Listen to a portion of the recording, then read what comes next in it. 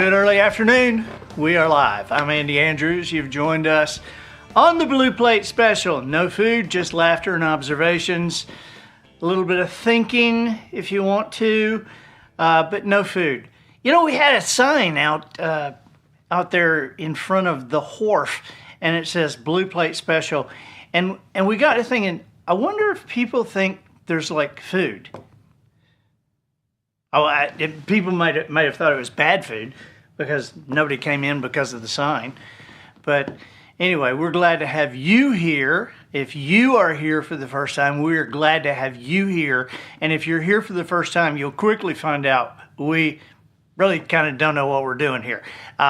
It's kind of silly, kind of mixed up, and that's just because I'm kind of silly and kind of mixed up.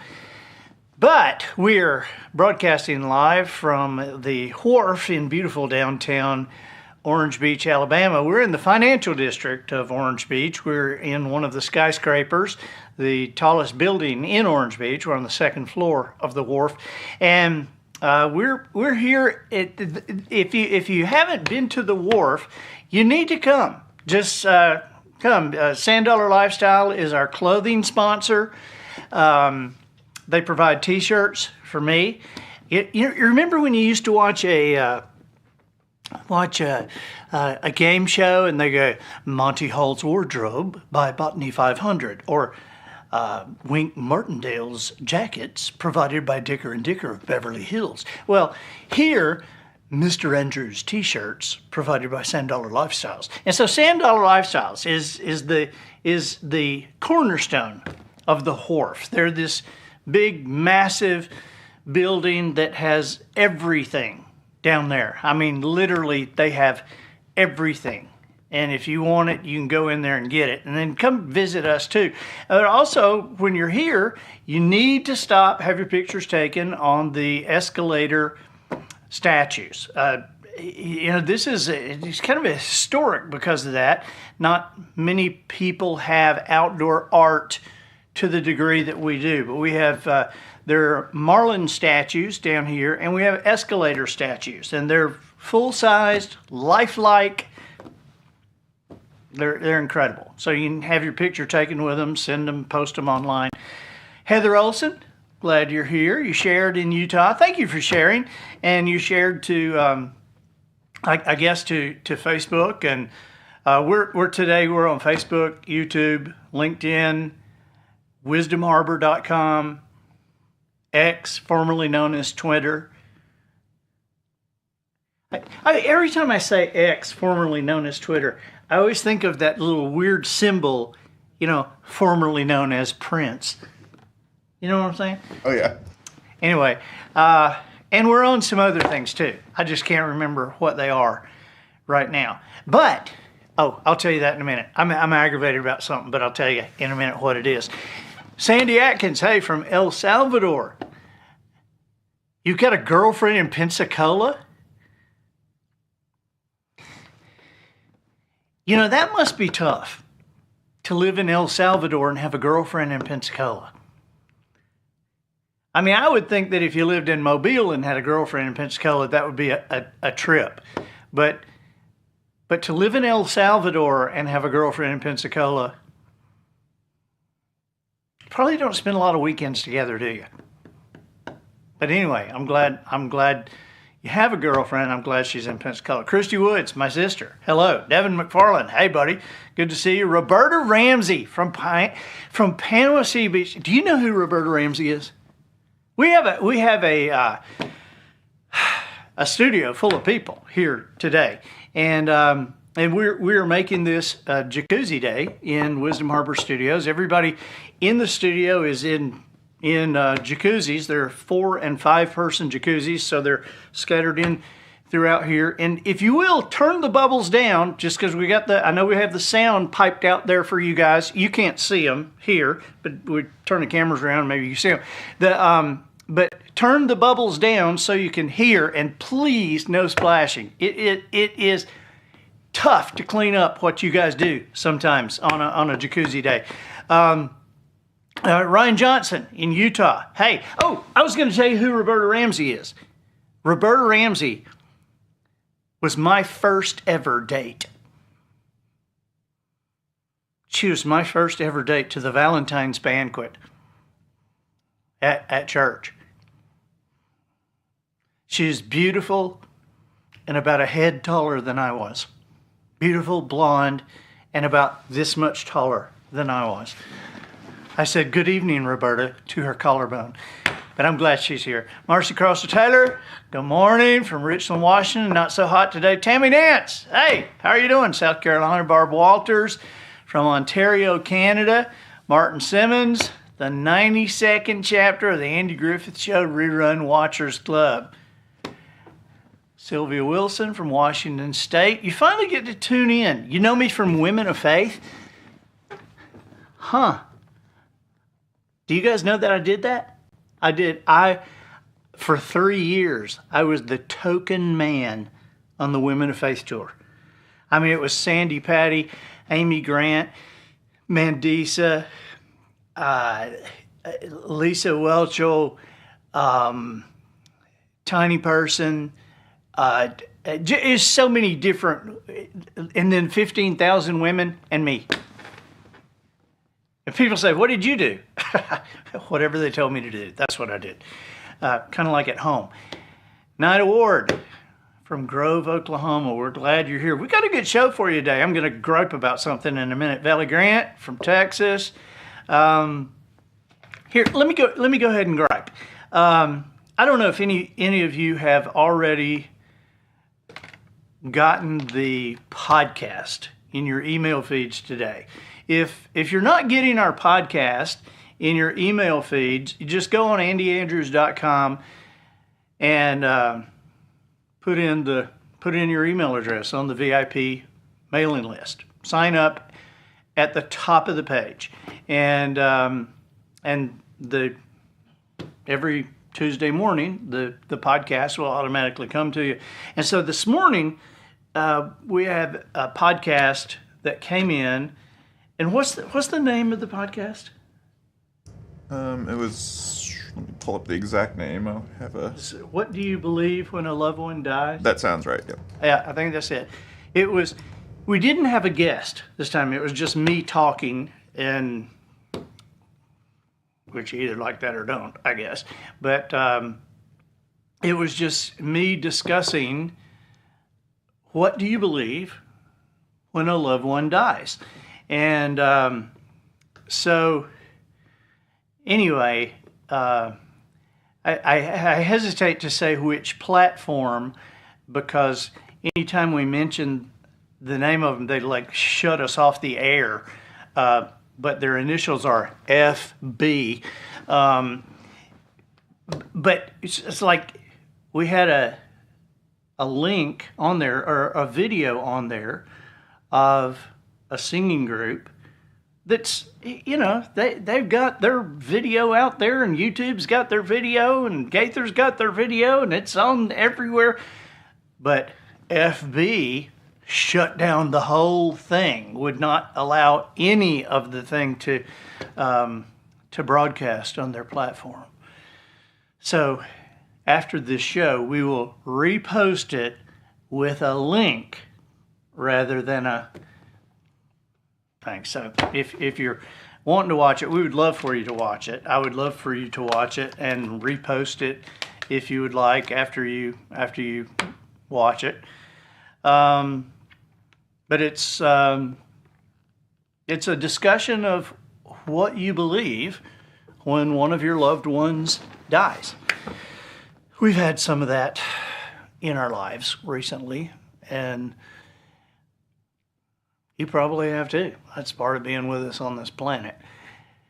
And so it can be tough or tougher to deal with, depending on what you believe when somebody you love dies. We get into the discussion about why you sometimes see rage at a funeral. Sometimes there will be not just not just grief, but anger. And a lot of that has to do with what somebody believes. So we discuss that. And then you see some people who are like, I remember Rick Burgess, Rick and Bubba. Rick Burgess, and you can go on YouTube and still see this. I think it's 12 or 14 years ago. Rick and Sherry's son, Bronner, drowned in a swimming pool. And it was a 3-year-old baby boy.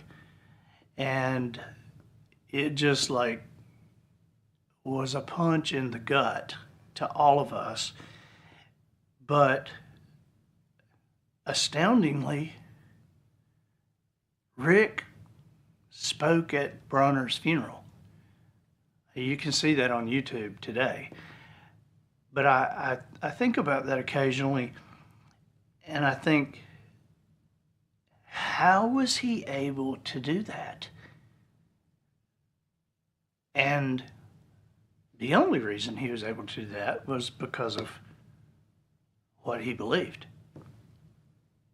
And what you believe when someone dies will lead you to extremes. It'll lead you to despair, it'll lead you to anxiousness, lead you to rage, or it'll lead you to peace. And so it's totally dependent on what you believe. So we discussed that on the on that podcast. And so if you get a hold of that and listen to it, repost it if you want to, if you think it'll help somebody. And we're glad you're here today. We still got people coming in. Is there still room in that hot tub over there? Still room? Okay. You can get in this hot tub right over here. Yeah. Okay. Just don't splash. No splashing. We're going to talk today about our topic. We've had this topic before, and it's kind of a ridiculous topic, but we enjoy, ever since I was in grammar school, I have enjoyed being ridiculous. I think it's something that I've personally enjoyed. My mother probably didn't enjoy it as much as I did. My sister definitely didn't enjoy it as much as I did, but I still enjoy it. I think my wife sometimes reacts to my ridiculousness somewhat in the manner of my mother. She's like a lot of eye rolling. But we're going to give you a full bore. People ask sometimes, how does your mind work? And I think that depends on whether you think my mind actually works or not. But we're going to discuss today things I think I think. That's how we've titled this, because you have to understand going into it that these are not things I think. They're only things I think I think. I'm not really even sure that I think them. But I get close, and I'm all around the subject. But these are things I think. And I keep an ongoing list, and every now and then we'll come on the Blue Plate Special and lay them out for you.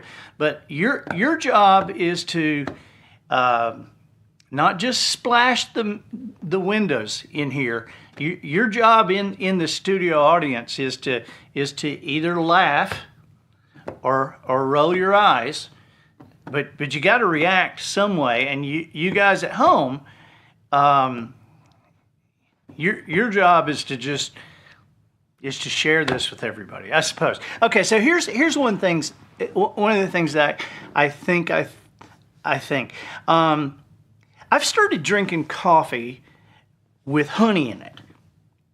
All right, now, I'd never done this before until I started reading Jack Carr's books.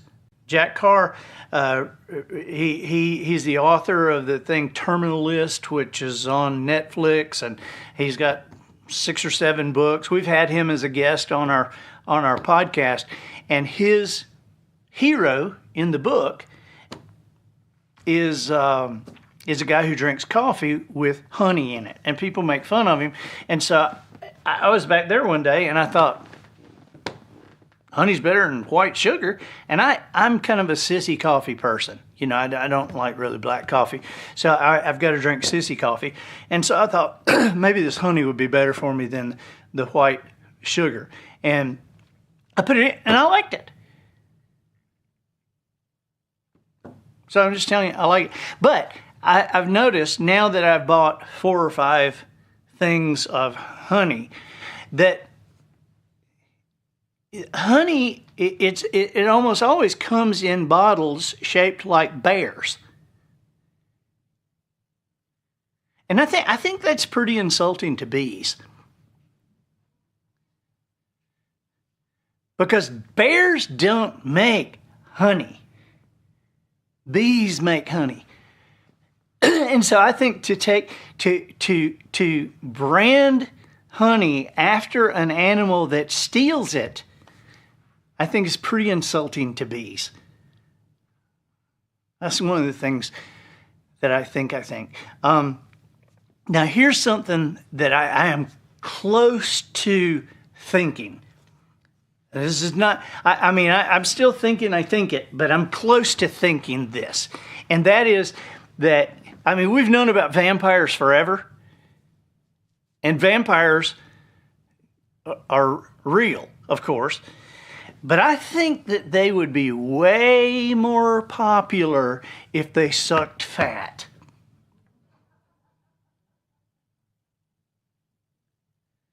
I don't think people would ward them off.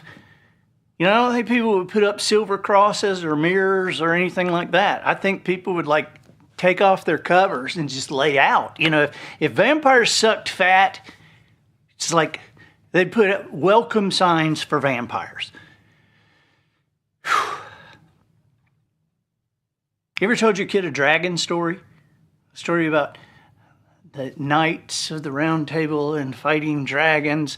And then when kids ask about dragons, we always say, well, those are make-believe. Now, why do we believe that they are make-believe? Why do we believe they're pretend? Because there's no fossil record of a dragon. But a dragon looks a lot like a dinosaur. So, what if dinosaurs were really dragons, but their wings were made of something that didn't fossilize?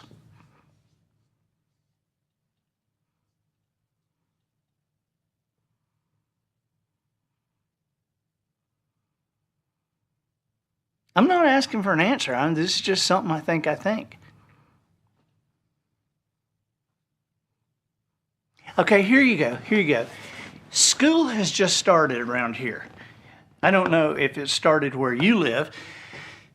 I don't know if it started in El Salvador or Canada, but it started around here, and it's wrong. Wrong. School should not start until after Labor Day. School should not start in the middle of summer. The middle of August is the middle of summer. Now, I don't think I think that. I think that.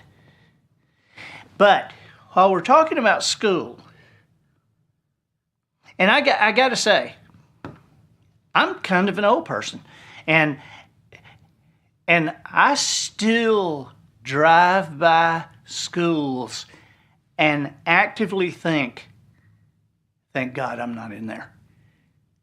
I still think that. How much did I dislike school if I still think that? Anyway, grades. Here's what I think.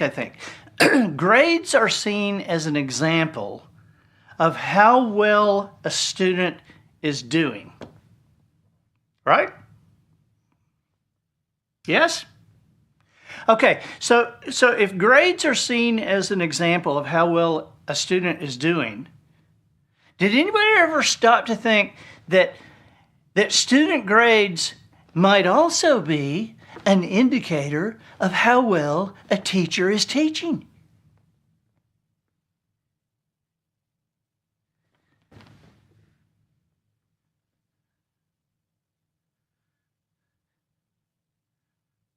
You ain't learned something till something's been taught.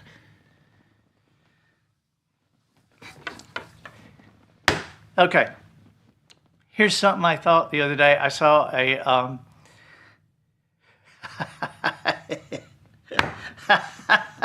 saw a video of a person that got pushed out of a hotel room naked. And, you know, they immediately go like this. Now, I got to be thinking, if you're naked in public, if you're suddenly naked in public, wouldn't it make more sense to hide your face?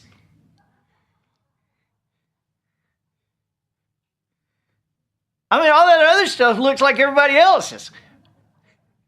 But if you hide your face, maybe they won't know who you are.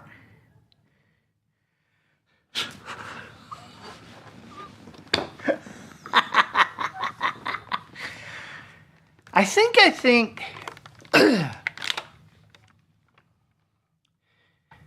a room full of mirrors would look very odd if there were nothing in it to reflect but mirrors.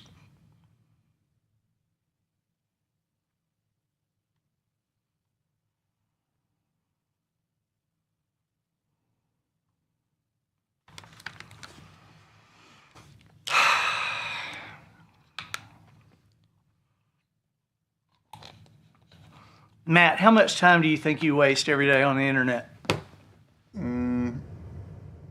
Hour. You waste an hour a day? Well, I hope Probably. it's at home. I hope it's not here. Oh, it is. You're working. I wonder how much time I waste on the internet. I wonder if you could compute, if you could take 325 million Americans and compute how much time is wasted on the internet.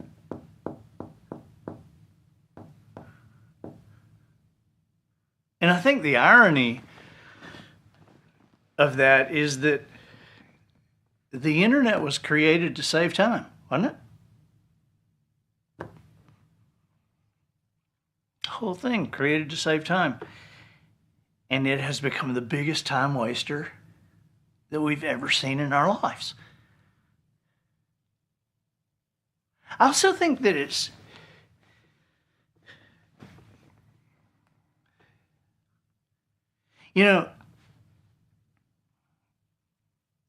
I wrote The Traveler's Gift without the internet.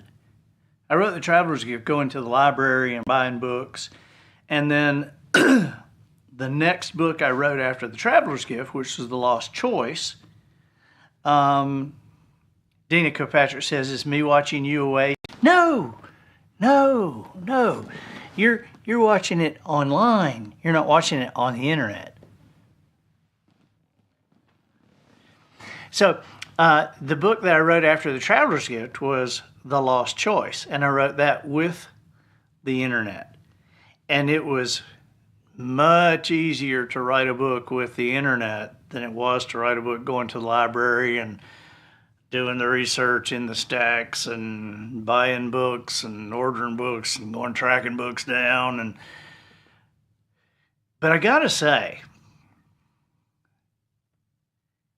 it's amazing to me that somebody developed the internet without the internet.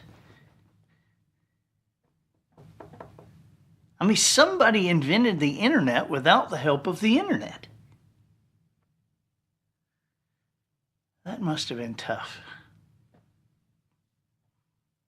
The last time we were together, I said I had noticed a thing that that when we are kids, we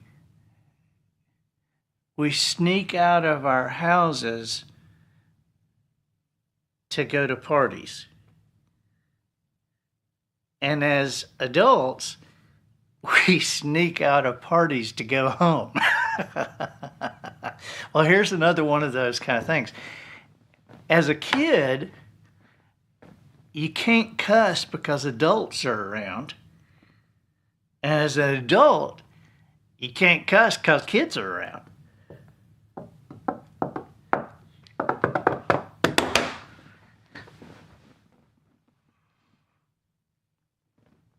Ever see those dogs on TV, like Benji, when Benji was on TV, and Lassie and Tramp, all those great dogs. Ever seen a dog that is misbehaving on a TV show?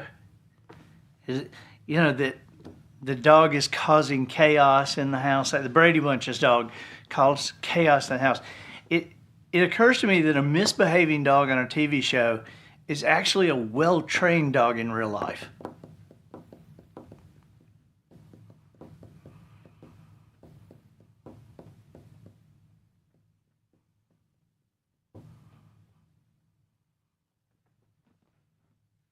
Have you ever thought through some of the old wise proverbs? Bird in the hand's worth two in the bush. What kind of bird? Compared to what? Have you ever thought through those? One that used to never make sense to me is my mom would say, come on, come on, come on, the early bird gets the worm. I'm like, what about the worm? He got started early and got eaten alive. I was like, as a follow-up to that, the early bird gets the worm, yes, but the late mouse gets the cheese. Yeah.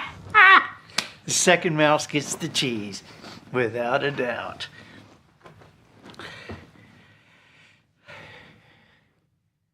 Do you cheat at board games?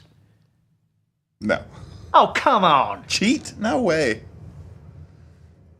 You don't think cheating is just another way of using your imagination on a board game? Oh, gosh, we are not playing any games. Especially if you're playing with little kids that can't catch you.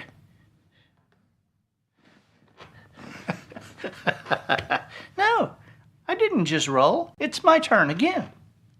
Really? Remember, you just rolled. I mean, kids would be so easy to talk into that. I think, now I really do think this. I don't just think I think this. I think this. I think that the game of Monopoly would be a lot more realistic if the person with the most money was able to just change the rules whenever they wanted to. That'd be like real life. Person with the most money, just change the rules.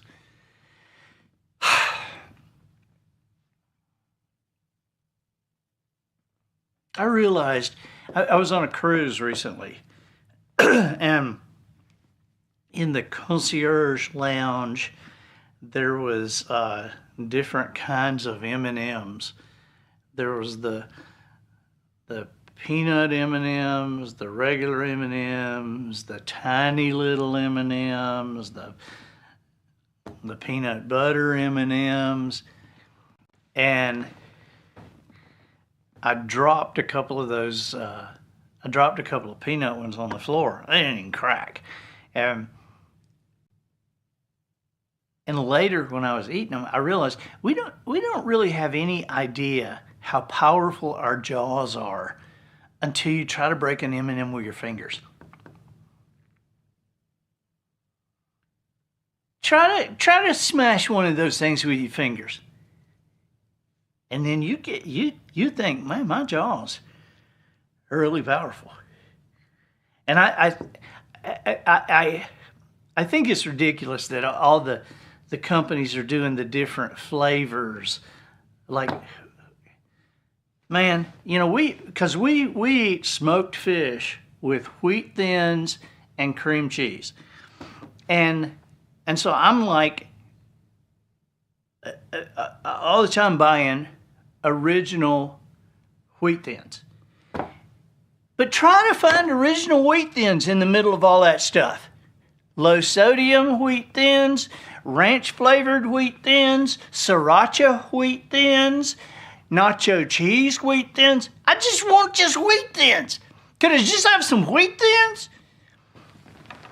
And now they've got large wheat thins. Not just the regular size one, but big ones that you can't even get in your mouth. But I noticed that on the the cruise ship with the M&M offering. There's different flavors, yes, but even different sizes. They've got the little BB-sized M&Ms, little tiny things. Well, you remember when we went to the gas station with the Reese's? Yeah. There's like 20 different kinds of Reese's stuff.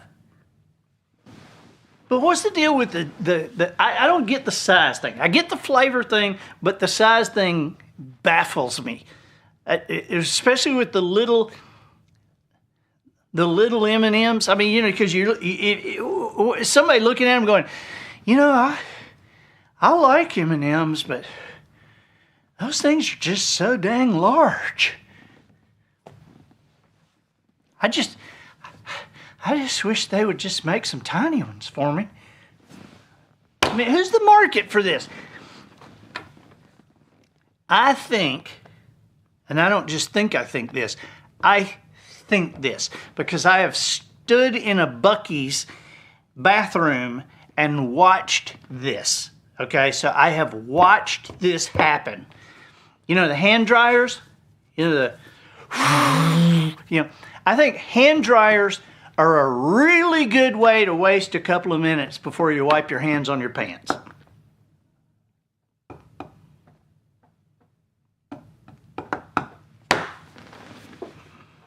Rolling toward the end now. How many more of these we got? How many more? What we got? I don't know how many, but I can tell you we're about, 80% through. Okay.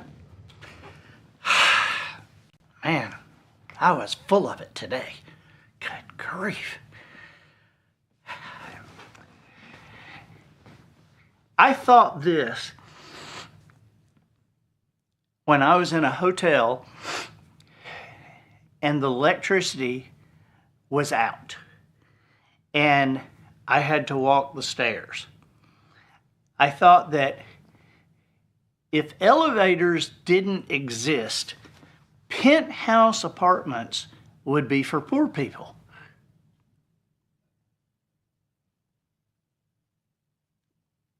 It'd be poor people they made live at the top. You ever gotten something for dinner and go, didn't we have this last night? And this is the same thing we had last night? Why is it we eat the same thing for breakfast every day of our lives, but you get the same thing for dinner 2 nights in a row and it's a problem? Is this the same thing? Didn't this the same thing we had last night? Yeah, I've had eggs and toast and bacon 10,000 days in a row, but didn't we have meatloaf last night? Didn't we have chicken last night?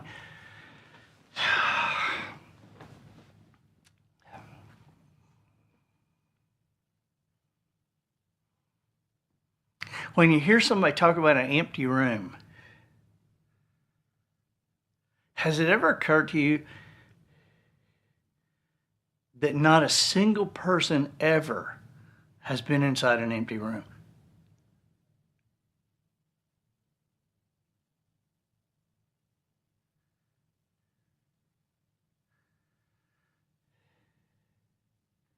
And here's something, I don't really think this, but I think this. I hadn't really thought this through, but I think this. That if we snap our fingers, and all of a sudden, everything in the universe got 100 times bigger, there wouldn't be any way to actually notice that.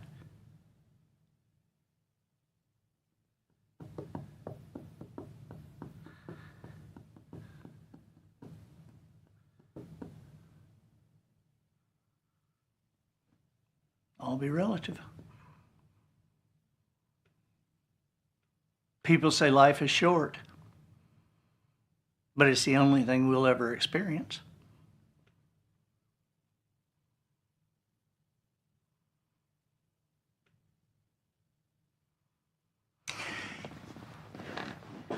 Okay, here's one I've thought for a long time. Now, if you've watched this ridiculous show for any amount of time, you know that I scoff at politically correct things. I scoff at wokeness. I scoff. Fa. I say fa to woke things. Fa.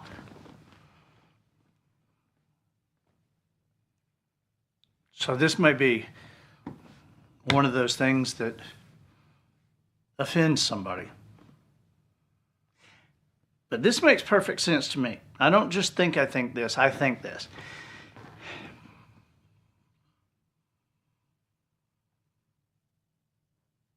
I think that telling a dangerously overweight person that they don't need to lose weight because they're beautiful just like they are. You don't need to lose weight. You're beautiful. You don't need to lose weight. You're just beautiful like you are. I think that's like telling an alcoholic they don't need to stop drinking because they're fun.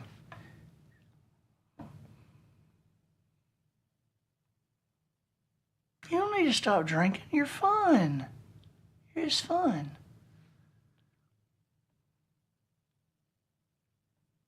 That's something I think. I also think this. Now you got to imagine with me here. What happens after we die? I know we talked about this earlier, but this is just an imaginary thing. This is like making a movie of dying. Wouldn't it be cool if after you died, you got to go to a theater and got to watch a newsreel of the 5 times you almost died? When were the 5 times in your life you came the closest?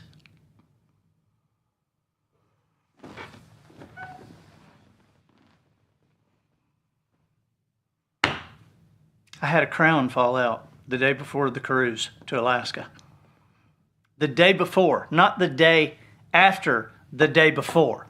So I have to go on the whole cruise with the crown, it's like, and I've got a great dentist, but you gotta be a little wary, because dentists make their money from bad teeth, right? I mean, they don't make their money from good teeth. They make their money from bad teeth. So tell me again why we're using the toothpaste they recommend. That's what I got for you today. That's what I got. These are things I think.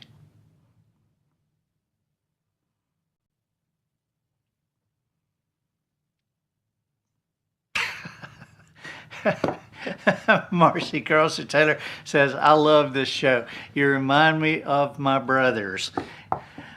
What about you, Christy?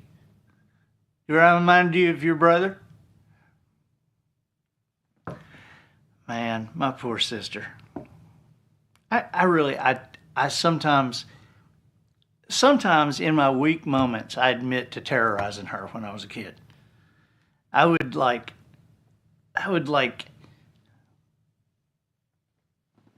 I don't know, egg her on to violence. Like when Christy would start to cry, I could lean in and I could go, are you about to cry? Little baby, you about to cry? I mean, I was hurt. You're not gonna cry, are you, little baby? You don't cry? You don't cry for me, little baby? I am not crying. I am not crying. She'd just go nuts. Oh, I think I may do that to her this afternoon. Okay, well, enjoyed it, and we will see you again Thursday. Bye-bye.